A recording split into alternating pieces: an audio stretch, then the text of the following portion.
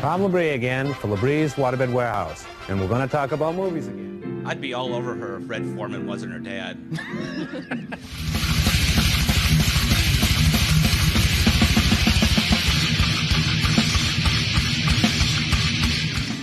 Ooh, great Mad Dog.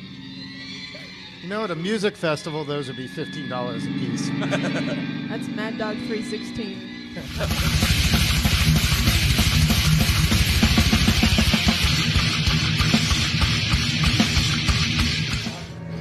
Okay, action pose now. Girthy. Now this is when he realizes he doesn't have insurance.